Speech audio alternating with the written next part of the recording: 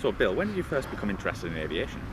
Well, for me it all started actually through my mum, which is perhaps a bit surprising. She was a librarian, and I, even from a young age, was a really keen reader. And so she used to bring books home from the library for me to read, and eventually one day she came home with, I think it must have been Reach for the Sky or something like that. So I read about Douglas Bader, and that kind of kicked it off. So then it was Bob Stanford, Tuck, Guy Gibson, Adolph Gallant, then McCudden, Ball, Manick. And I was kind of hooked from that point, I'm afraid. So what year did you join the RAF, and could you tell us some of the aircraft you trained on? Yeah, I mean, before that, the sort of classic route to the Air Force. I joined the cadets as soon as possible. I got my cadet gliding wings as the age of 14 or something like that. Won a flying scholarship. Learned to fly. The only reason I'm telling you about getting the flying scholarship was that the bank of mum and dad topped up the 30 hours from the Air Force, and with another 5 hours, which gave me a PPL, which I didn't use again until I flew 558, because perhaps strangely, the baseline license to fly X-Ray Hotel 558 was a single-engine piston private pilot's license. So I joined the Air Force at the age of 18 in 1972. I was given 10 hours on the Chipmunk because I'd done the flying scholarship instead of 30. And then I trained on the Jet Provost at Linton-on-Ouse with one of your previous interviewees, Bob Marston. Firstly on the Mark III, and then the latter part of the course on the Mark V. You have to understand that what I really wanted to do was to be a fighter pilot, but I didn't really work hard enough at Linton-on-Ouse. So I found myself going multi-engine, which was not the idea at all. However, from that point I went to a place called RF Oakington near Cambridge, learned the skills of multi-engine flying on the Vickers Varsity, and having by that time realised that the only way I might get back towards fast jets was to fly something which was camouflaged a jet and drop bombs, I volunteered to fly the Vulcan. So yes, that was my short flying training history. So could you tell us a bit about your time on the Vulcan? Yes, I was posted from Oakington to number 35 Squadron. I was posted at number 35 Squadron, which at the time was in Cyprus, so that was going to be jolly good, a 20-year-old bachelor going to Cyprus. But unfortunately the Turks chose that time to invade, so during the time between me being posted to the Vulcan and me completing the conversion unit, number 35 Squadron came back to Scampton, so I found myself at Scampton, and I started the operational conversion unit in early 1975. Spent my 3 years at Scampton flying the Vulcan with a very fine crew. My captain was also a flying officer, so at the time we were probably the only flying officer front crew in the V-Force, so most unusual, with a bunch of really experienced guys down the back. We had 3 really good years practicing the strike role, which is what the airplane was primarily for, but also a little bit of the conventional role.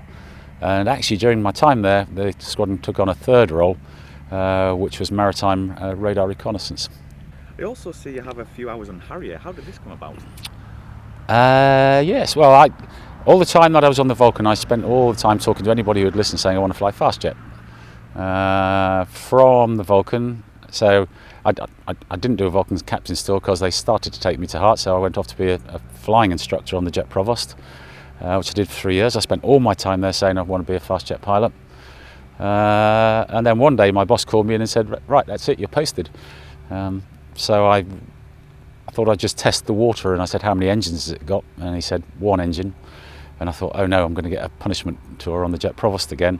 And he said, but it's got 4 nozzles, which meant that I had been posted to do what's called fast jet crossover training, to go from multi-engine to fast jets, which is what I wanted.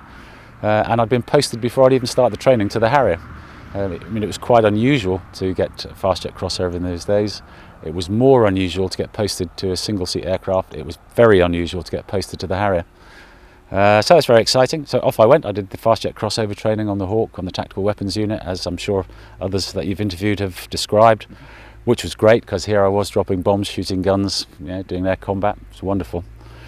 And I went to the Harrier OC, which was hard work. It was really hard work for me for a number of reasons. But I completed the operational conversion unit, which is how I've got the odd number of 82 hours. And the guys on the unit said, okay, we'll just want you to do another 2 trips just to polish it up, and then you can go off to number 1 squadron, which is where I was posted. and I went and sat down, and I thought, actually, I think I'm probably going to kill myself doing this. We just moved into a derelict house. My wife had just produced our first son. I was exceptionally tired. I just thought, actually, this doesn't make sense. So I said, no, thank you. So that's how I came to do 80 odd hours on the Harrier. That's very interesting. But then you also managed to get onto the Tornado. Could you talk us through this?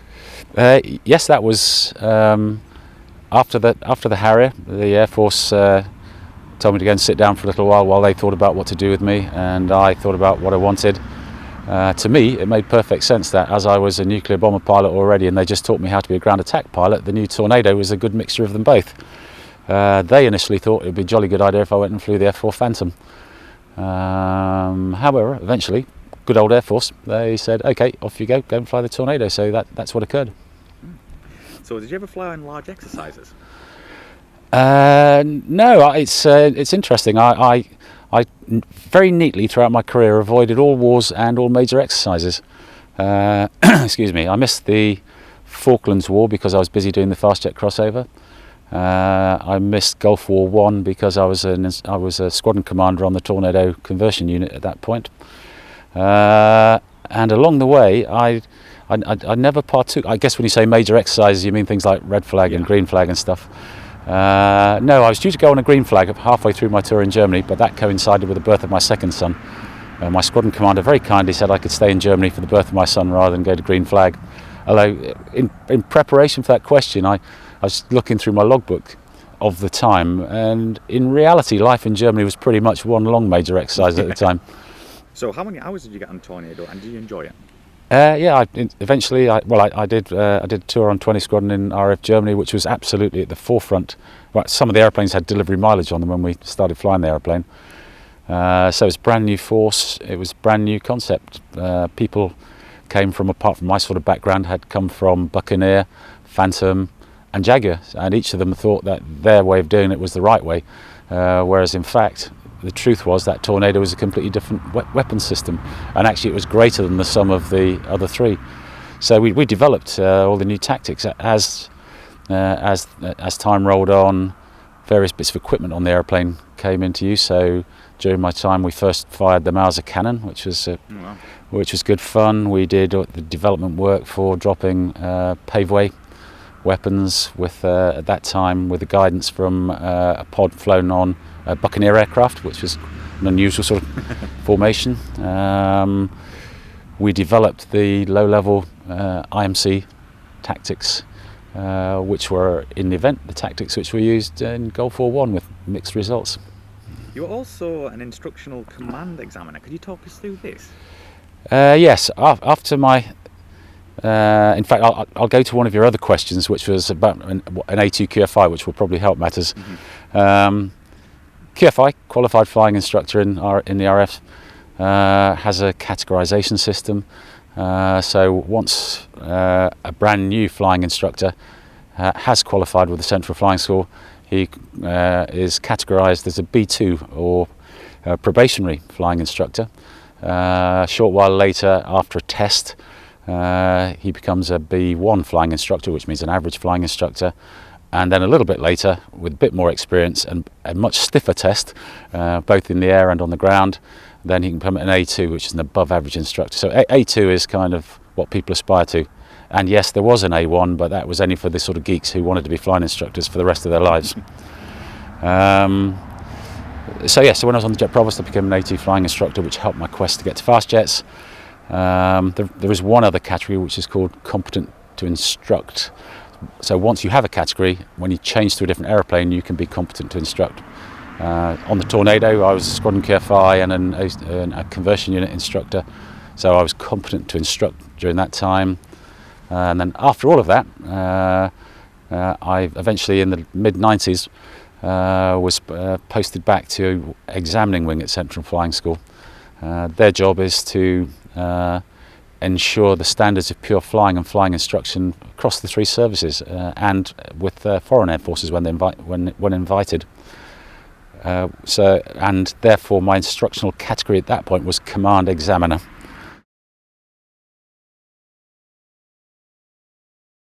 So you also flew the Grob. What was this like to fly?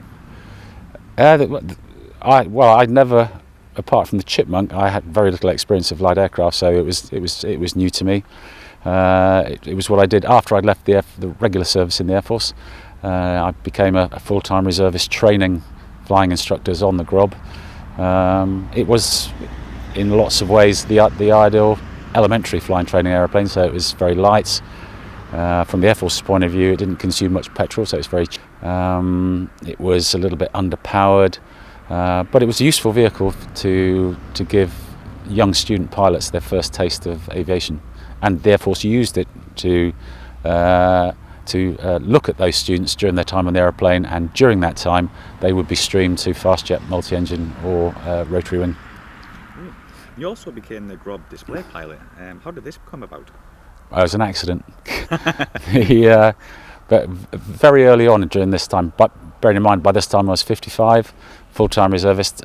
Quite early on in my time on Central Flying School Tutor Squadron, at the morning Met brief, which happens every day on a flying squadron in the RF, the boss kind of reads Paris notices. And the Paris notice on this occasion was, would anybody like to be in the competition to become the display pilot for the 2009 season?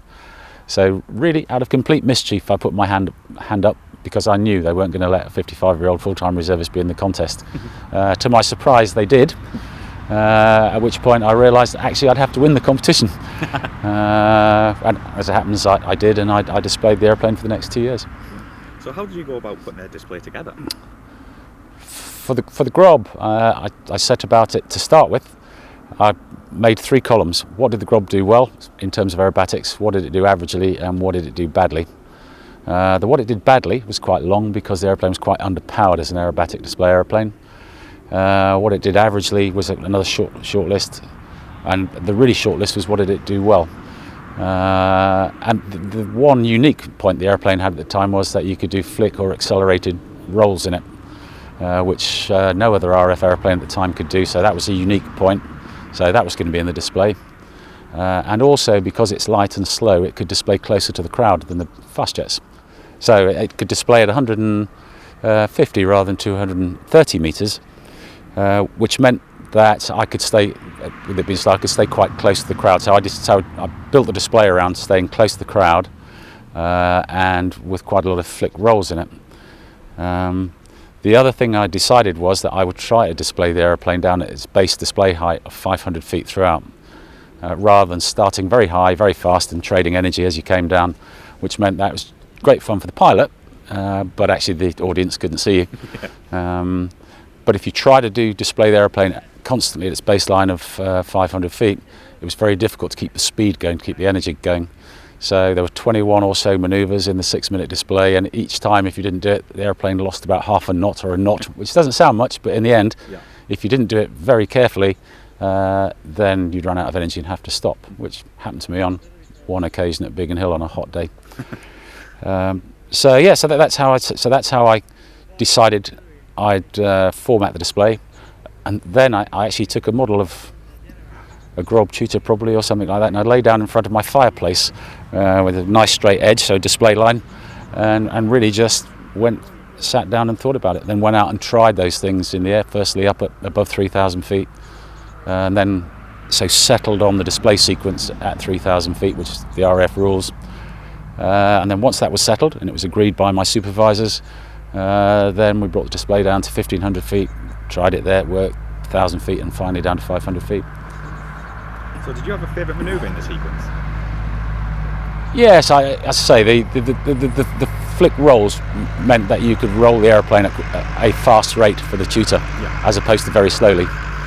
My predecessor, a chap called Andy Priest, had developed a flick roll pointing at the ground, which he did you had to do at the start of the sequence because it needed a certain amount of height. The first year I thought, actually that's a bit grown up for me.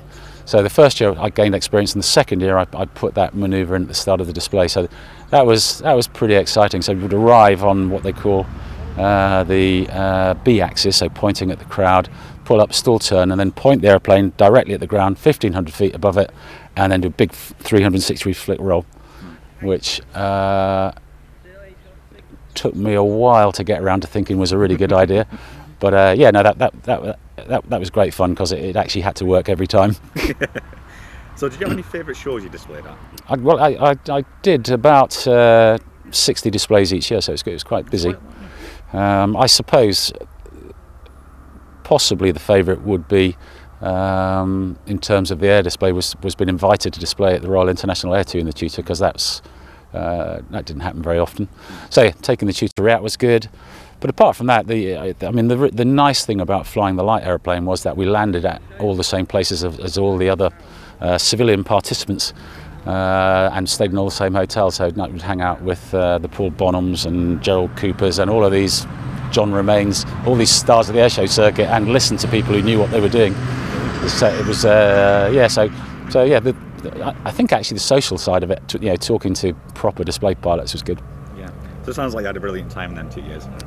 I very much enjoyed it, and in amongst all the other things, people say, was the Vulcan the best? Was the Red Arrows the best? Was the Lancaster? In terms of personal satisfaction, perhaps surprisingly, the Tutor was probably the one.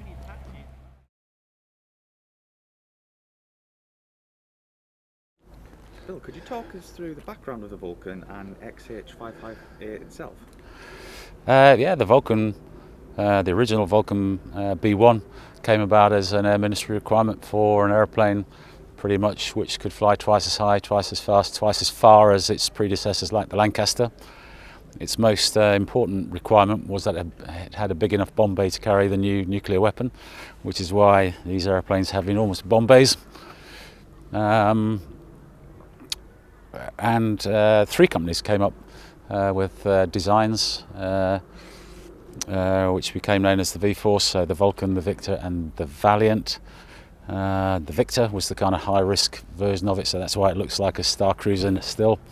The Valiant was the sort of low-tech one, and the Vulcan was kind of in the middle, but very unusual because of the delta wing configuration of the aeroplane. It first flew around about 53, 54. Appeared at the Farnborough Air Show, where it's in the hands of Rody Falk, where it famously rolled. I mean, it must have looked like the USS Enterprise was arriving to the guys and girls at that point. The B1 soldiered on for a number of years, and then improvements were made to the aeroplane, to the electrical system and various other pieces of it, and the B2 variant came along, of which X-Ray Hotel was the first one, I think, delivered to the RAF in 1960. The B2s, the role of the aeroplane was as a high-level bomber. As the B2s rolled along, the Russian air defences got better, the Warsaw Pact defences got better, and so the aeroplane was forced to go down into a low-level role. Fatigue stopped the Valiant carrying on.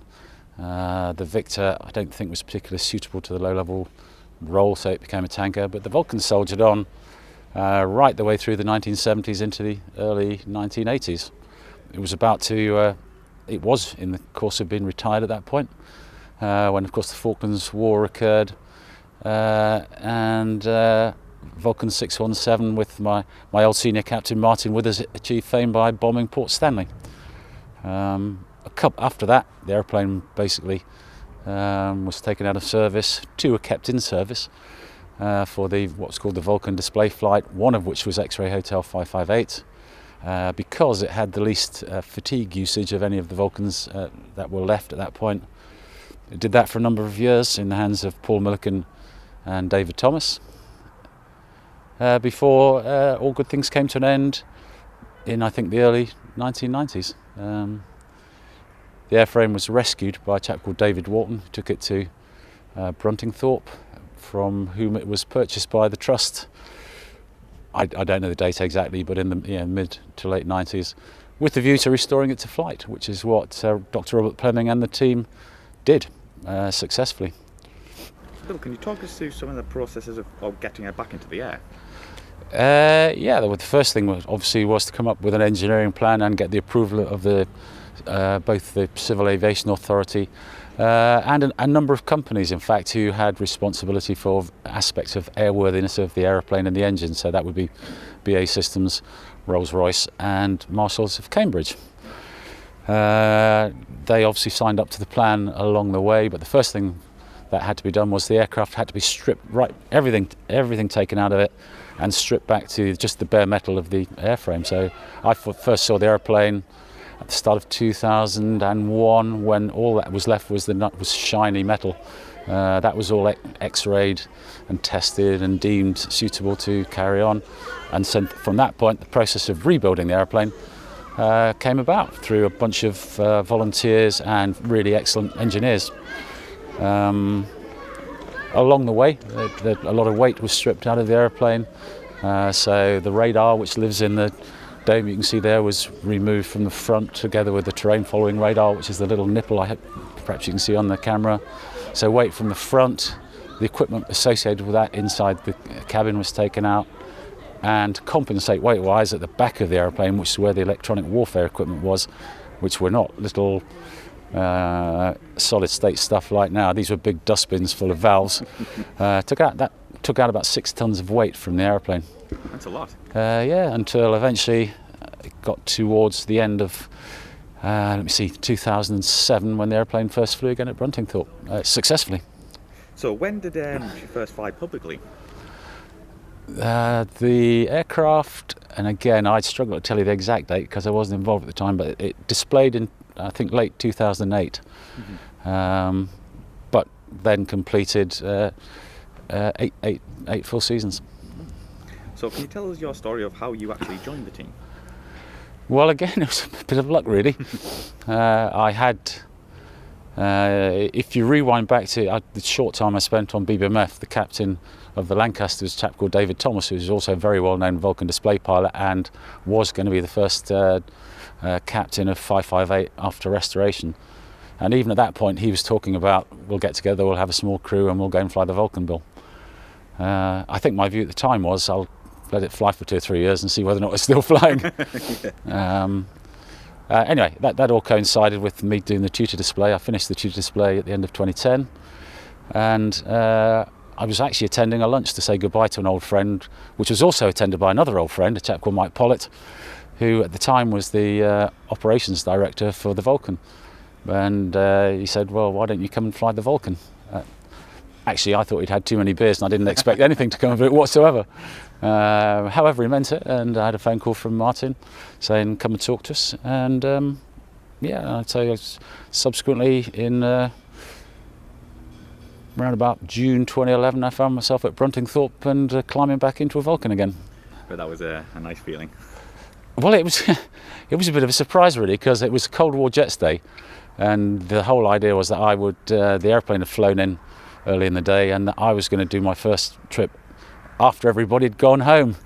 But so, of course, when we got out, the airplane was towed out to the runway at Bruntingthorpe, and of course, to my horror, I had to fight my way through 5,000 people who were all waiting to see 558 take off. So it was a bit tense. Wow. So could you talk us through some of the training you had to do? It was fairly short, really. I mean, every season with the airplane, we did the aircrew did 2 days of technical ground school, just going through all of the systems on the airplane to make sure that we hadn't forgotten it. So I attended that 2-day ground school. I spent a lot of time with my head inside the aircrew technical manual. And like each member of the crew, I had to complete what's called an essential knowledge quiz to make sure that I really did know what the important numbers were. Mm-hmm. So where were you based when you were doing this? The airplane at this point had moved to Doncaster Airport, where it stayed for the rest of its flying life. I still had a day job at that point with flying the Tutor, which was good for keeping up my private pilot's license, which you remember back at the start I said I had. Yeah. So was there any simulators in place to even practice on the jet? No. No? No, they'd gone. There used to be Vulcan simulators, but they'd long since disappeared. There is a Vulcan simulator for anybody who might like to fly on, which is up just near Manchester, the Vulcan Experience. I've done that. I can recommend it if you fancy a good day out. Brilliant. So Bill, can you talk us through your first flight? Back with 558. Yes, that was, as I say, that was at the Cold War Jets Day. It was simply get into the airplane with the training captain, Kevin Rumens. I would do the takeoff. My brief was to level off at 1,500 feet and 200 knots, and I think I achieved about 2,500 feet and 300 knots. Bearing in mind I was flying the Tutor at the time, which had less horsepower than my car. It was a bit of a surprise. And there was almost no fuel in the airplane. Well, the plan was just to fly a few turns. I think we did a couple of approaches at Leicester Airport, and then to go back to Doncaster, where I was pretty sure Kev would do the landing because it was quite a big crosswind, but to my horror, he left it to me, which we got away with, so it's fine. So did you have very strict rules from the CAA, being an ex-military jet? Yes, the airplane operated under what's called a permit to fly. They constantly scrutinised what we did, both in terms of engineering and in the way we flew the airplane. We had stringent rules for the display in terms of heights and not speeds, but the heights and the distance we could fly in relationship to the crowd. We weren't allowed to fly around at low level, which is where we did most of our transiting between displays, above 250 knots, just in case somebody thought we were an intruder, I think, without permission from the CAA, which was fine. But I mean, the Vulcan was happy at 240, 250 knots for transiting, but slower than that it didn't really like that. No. What did it feel like to take off in the Vulcan? Well, that first day was a real shocker. And then gradually, as I gained experience back with the airplane, and the same was true, the guys had only been flying it for 2 or 3 years, for not very many hours each year. So we gradually gained experience and confidence with what we were doing. Then we got into the big display takeoffs that people remember. Everybody remembers Kev's display takeoff at Riyadh in 2015. They weren't always quite like that. I was in the other seat, so I had the best view in the house, by the way. I can imagine. They weren't always quite like that, but we got more confidence in the sort of thing that we could do in the airplane. Mm-hmm. So what were the debriefs like? Were they extended because it was an older jet? Again, as we gained experience, we got better and better, more professional. Actually, I think is what I should say. One of the things I'd come from doing the job with the Red Arrows, where every single trip was debriefed very, very professionally and in depth, and that's how we ended up debriefing, to make sure that we learnt from what we'd done that day. So how many flying hours did you actually get before you were let loose to the public, let's say? It wasn't a great number acting as a co-pilot at that time. So after the trip I did with Kevin back to Doncaster, the next time I flew the airplane was with Kevin going into transit from Doncaster to the Waddington Air Show. They did the displays, and then I flew with the senior pilot Martin on the transit from Waddington to Yeovilton, which was my checkout with the senior pilot to act as a co-pilot.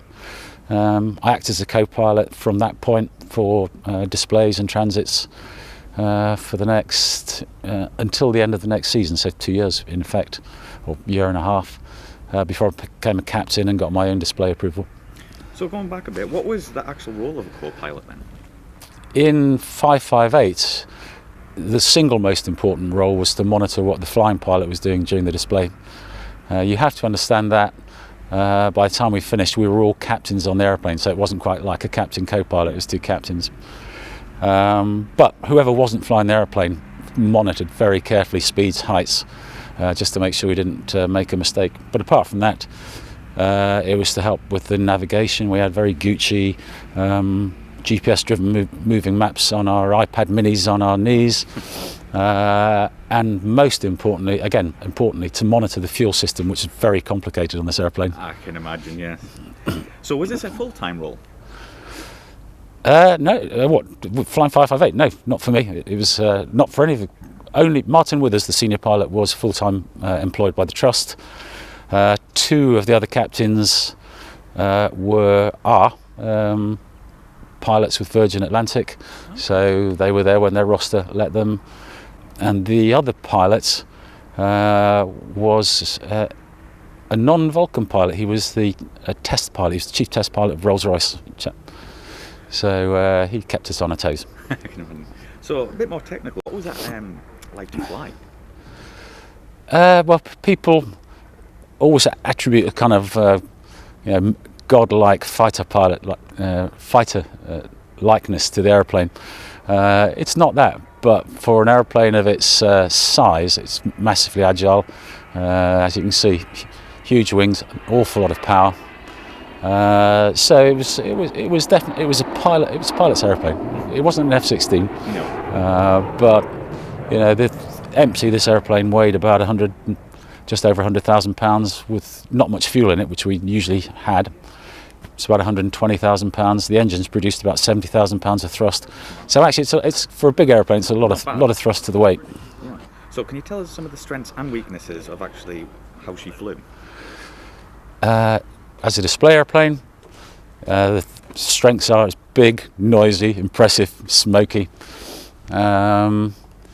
It doesn't really have any weaknesses. One of its strengths was also a weakness, in that because it was designed to fly and be manoeuvrable at high level, it has a lot of attributes of a really good glider. So once we'd climbed the airplane into the big wing overs that everybody wanted to see, it was very difficult to get the airplane back down to display height without getting an awful lot of speed, which meant we couldn't turn. So we used to get complaints about the fact that we took a long time getting down. That's because it was designed to work that way. Yeah. So did she have any limitations compared to her operational life? No, I don't think so. We flew the airplane to the same G-force limits. No, off the top of my head, I honestly can't think of any, no. So did you have any set speeds and heights you had to abide by for the CEA? Our minimum heights during the display were 500 feet for when we were manoeuvring and 300 feet for when we were flying past in a straight line. We had heights and speeds for every single point, every manoeuvre that we did for our own protection. Yeah. and for the safety of the public. Could you talk us through the cockpit? I mean, it must have changed from its first life in the 50s. Yeah, well, I say this is a 1960s aeroplane. The key change was we got rid of 2 navigators, which saved a lot of weight, and the equipment that was taken out. Other than that, the airplane was mostly pretty authentic. Apart from we had to replace the navigators, we had 2 GPSs which were built in. What's called the Smith's military flight system, which was what you'd call an artificial horizon and a compass system, were taken out and replaced by what to me looked like very cheap ones out of a Cessna 150, which frankly weren't much use. We had an updated radio put in, and there were various other small bits and pieces which went in, but mostly it's a pretty authentic cockpit. Mm-hmm. So was it a comfortable cockpit? No. Simple answer. No, definitely not. To get up to the pilot seats, first of all you have to climb through the door, which is just in front of that nose wheel, up a set of steps, climb in. There's another set of steps up to the 2 pilot seats, 2 ejection seats. There's a gap about that wide between the seats, so it's a bit of a wiggle. And once you're in the seat, if you're my height, depending on the seat, you either have to sit like that or like that. So it's very cosy. Yeah. In the back, for the poor old AEO who was still down there, still a very hot place. Operationally, with all the kit, they used to say the equipment put out about 3 kilowatts of heat. Wow. So it's very hot, very dark, very sweaty place. So no, comfort and Vulcans, no. So how did the team go about planning a routine? The original sort of Vulcan display, post-restoration, if you looked at it very carefully in plan form, is very like the Lancaster one. And that's because Dave Thomas had just come from the Lancaster. And it's the obvious way to lay out a display so it keeps the aeroplane in front of the crowd. And really we tinkered with it a little bit as we gained experience as we went along, and slightly changed the order of doing things, but the pattern was usually pretty much the same. Did you have 2 displays to compensate for bad weather or location? The pattern of the display didn't change at all. It was just the angle of climb you'd use and the height of the apex for wing overs, and the angle of bank you'd use would be much less if the weather was bad. Yeah. So apart from that, not much. Occasionally you had to slightly modify the display for different sites. So for example, Windermere, which is a very hilly, lakey sort of place with not many straight lines, that was quite a difficult one to do. Some of the seaside places with a small bendy bay, so Scarborough, for example, springs to mind, has been quite a difficult place to display. Mm-hmm. Did the routine change every year? We try to change things a little bit year on year. My first year, I think, as a display pilot, we changed the arrival to arrive pointing at the crowd as opposed to from the end. Didn't really work very well, to be honest, so we went back to arriving from one end of the crowd or the other. Again, as we changed the way we did the displays slightly towards the end, in that almost by accident, Kev and I discovered that we could enter wing overs a bit faster and get a much higher apex, so that by the end we had what we called the big wing over, which folks saw again at both days at Riyadh, which meant we ended up at 7,500 feet. Wow. Right at the end of the display, which was great fun to do, but the great British weather usually stopped us doing that. Of course, as usual. So obviously one of the famous features of Vulcan is the howl. Can you tell us how this happens? No. No, I don't think anybody really knows it. It's it's the fantastic sort of eerie howling noise the airplane makes. It makes it best at about 90% of full power. I don't know why that is. The people who know these things say it's something to do with the shape of the intakes, and they liken it to when you blow across the top of a Coke bottle and it makes that strange noise. It does that, but much bigger. Yeah. But I'm not sure if that's true or not. So how many shows would you fly in a year? For me, it varied. Or I'd fly the airplane. Initially, it was only about 13 or 14 times a year. It got more towards the end of last year. I think I flew the airplane 24 times. So it's not a huge number of displays. Mm-hmm. But it was a big and expensive airplane, so not every show could afford to have the Vulcan. Mm-hmm. But it was we'd all have loved to have flown the airplane more. The airplane was only allowed to fly a certain number of hours each year between servicings, so that was another limitation on the trust as to how much we could do with it. Mm-hmm. What was your favourite show you flew at? Everybody wants to fly at Riyadh display, the star airplane at Riyadh, so that was good. We won the As the Crow, being part of the crew that won the As the Crow Flies trophy was great. Displaying at Farnborough, everybody wants to display at Farnborough, yeah. Of course, yeah. Would you ever fly at any special events, like private functions? I mean, no, I don't think people could afford us for private functions. Mm-hmm. Probably the most special thing I did was leading the 2 Lancasters around in formation. Was probably the most unique thing that I did. Flying the airplane in formation with the red arrows was obviously good fun. I can imagine, yeah. We flew in formation with the F-15s of the Liberty Wing. Did some really good stuff. Going to that, because I was going to ask you, how did that come about, flying with the F-15s? That's just the most unusual formation I've seen. That was crazy. That was. It turned out that the base commander, Colonel Novotny, I think is his name, was a Vulcan fan. I don't know why. And he was also, I think he was on Facebook or Twitter or somewhere, and he went, wouldn't it be great if, and I think somebody from the PR department, Richard Clark or somebody, got in touch with him and said, well, it could happen, because we were going to Clacton, I think, that day. Mm-hmm. So it was on our way, and Colonel Novotny made it happen. That was brilliant, yeah. It was been very special. It was quite a day, yeah. Do you enjoy meeting the public after a show? Yeah, but I mean, the Vulcan was a bit unusual because it was unusual for us to land at an air show, so that would only be, Wardington, Yeovilton, Riyadh, those sort of things. But I mean, it was, it's lovely. It's people so. The Vulcan, was paid for because people loved it. So it was say it's part of the job. That's not true. It's great. Their enthusiasm was fantastic. So how many hours did you actually fly at? In the event, I flew 66 times and about 130 hours. So when was your last flight? My last flight was the last flight she ever did on the 28th of October 2015. Sad day all round, tears in the eyes. Yeah. So how did you feel personally that she was never going to fly again? I think there was a bit of sadness. We'd known it was that 2015 was the last season, all of that year. As we got to the end, we were way too busy to even think about it. Yeah. Doing lots of things, the Great North Tour, the South Tour, and all the other stuff. My view is that actually we probably stopped at the right time. We were beginning, for several reasons. Not least that after the tragedy at Shoreham, we could only fly a restricted display, so which was going to be was a pale shadow of our proper display.